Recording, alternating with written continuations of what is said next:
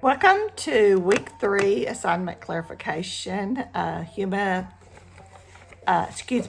3343. Sorry. So this week we're talking about chapters 6 and 7.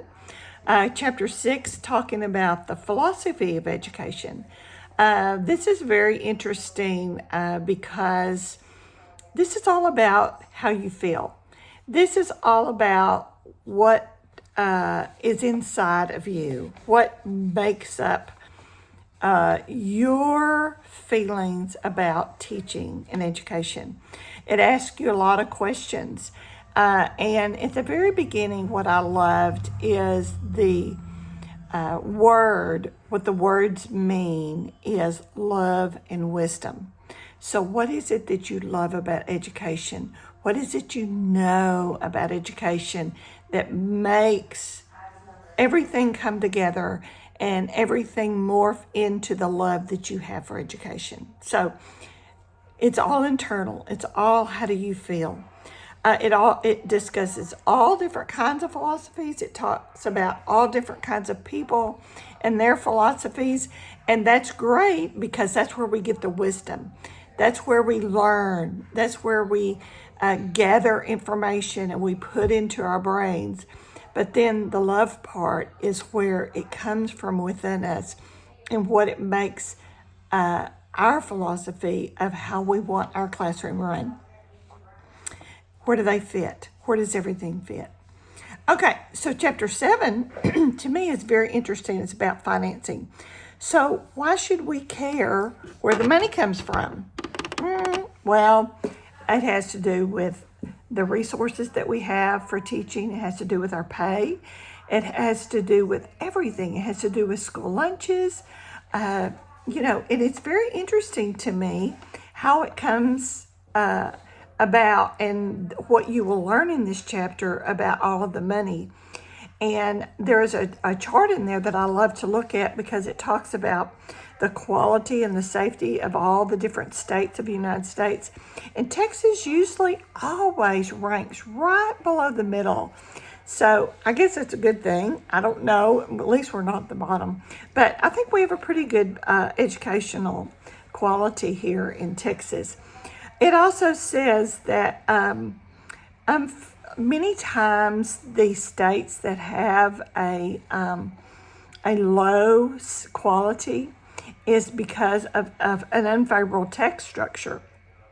And you think about that and you think about Texas and how important that is. Federal taxes, state taxes, local taxes. And you'll learn a lot in that chapter. You may already know, but a lot. So does money matter? You'll find out.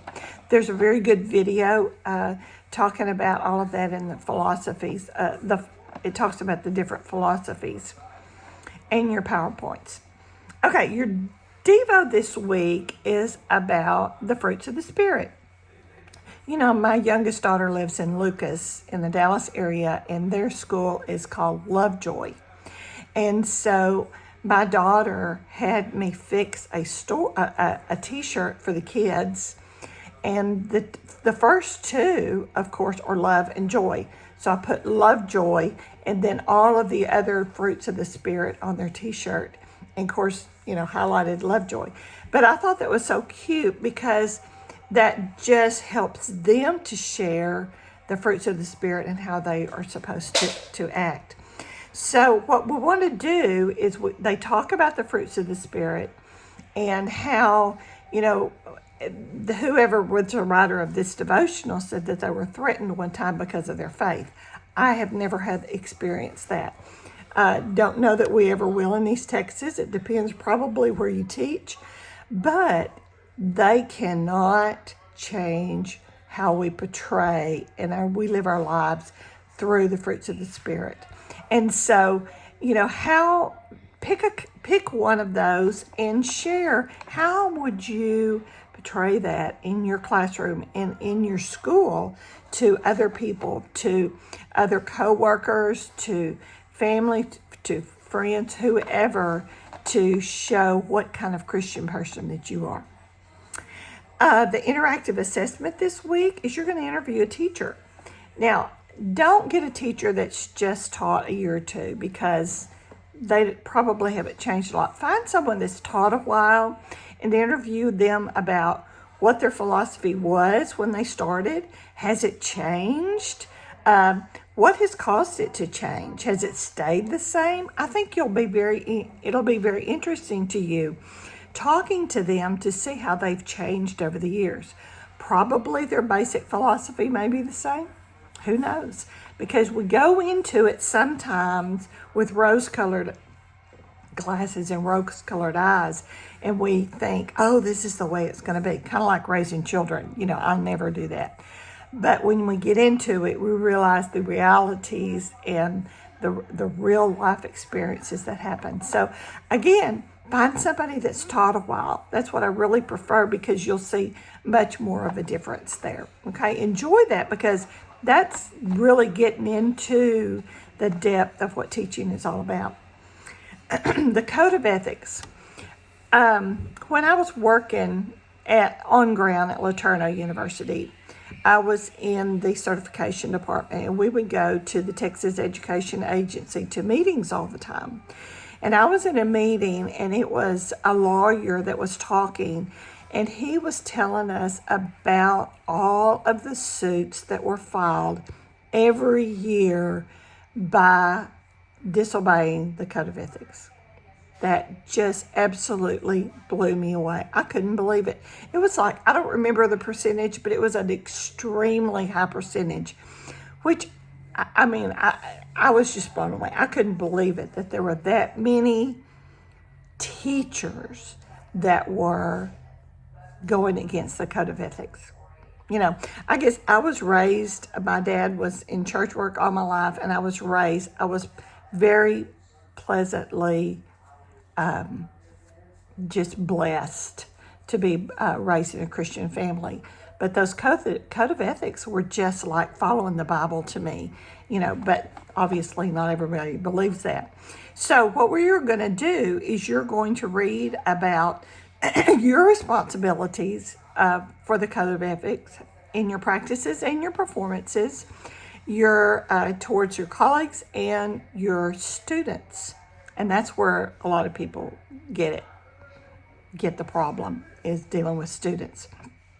Okay, so you're going to look at all those different areas, and then you're going to pick 2 or 3 under each one, like 2 or 3 under your ethical, 2 or 3 under your colleagues, 2 or 3 under students, and discuss them. Why do they stick out to you? Why are they important to you? And then you're going to, in your reflection, you're going to explain, how do these apply to a Christian? How, as a Christian, do these code of ethics apply to you? And why should they be important? Okay? There's a scripture there, for everyone to whom much is given, to him shall much be required, from Luke 12:40. So how does that apply to you? How do these code of ethics make that important? Make sure you include all of that in your reflection. It may be a little long, but make sure that you explain all of it and include all of those things, okay? All right, and the last one is, we're going to find out what your philosophy of education is. You've read all this, you've experienced all this, you've seen all this, you've done an interview, you've read the questions, you've reflected. So what is it that you want that is your philosophy of education? How do you feel about it? How does your also include the Christian viewpoint? How is your Christian viewpoint going to make a difference in your philosophy in your classroom? Okay? Because being a Christian should be a lot different than someone maybe that is not a Christian. So be sure and include that. A lot of people leave that off and they have to go back and do it. So be sure you include everything in your assignments. Okay? Have a super week.